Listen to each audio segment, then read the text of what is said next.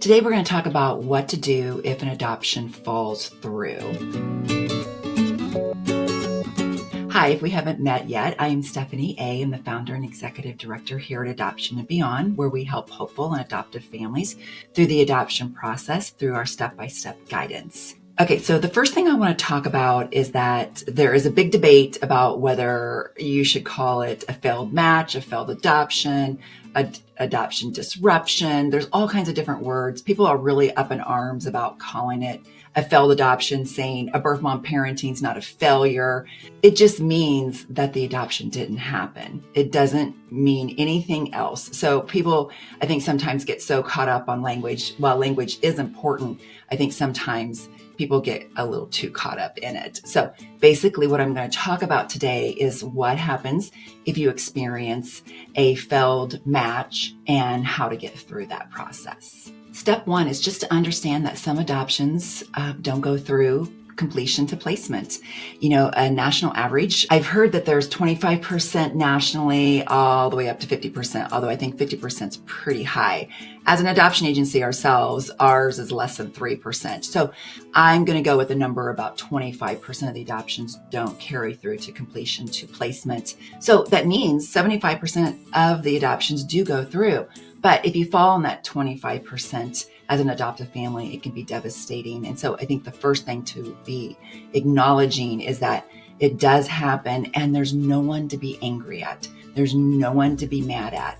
It is what it is. Some mamas, especially after the baby's born, just decide that they can't carry through with their plan as they originally thought. And that's all it is.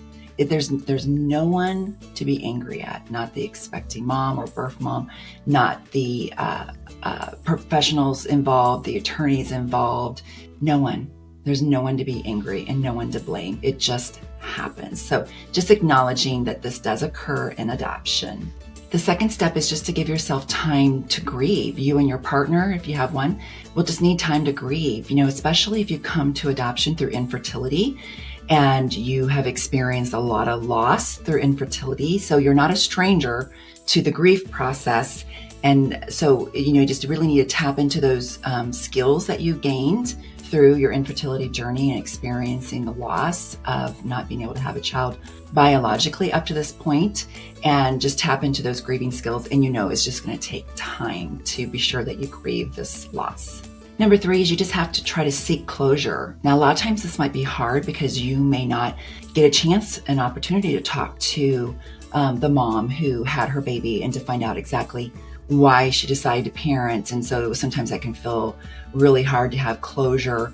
Plus also it's an unrecognized grief that you're going through, because it's not like a death where it's final. This baby is still alive. This mom is parenting that baby. You're not the ones parenting. So it's a really complicated grief, but you have to try to find closure as much as possible before you're really able to move on. Finding closure will really help you in just coming to peace with what happened. And the last step is just to decide when you're ready to move forward again.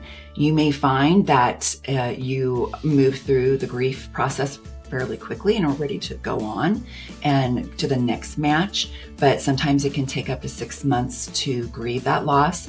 You have to do this at your own time frame.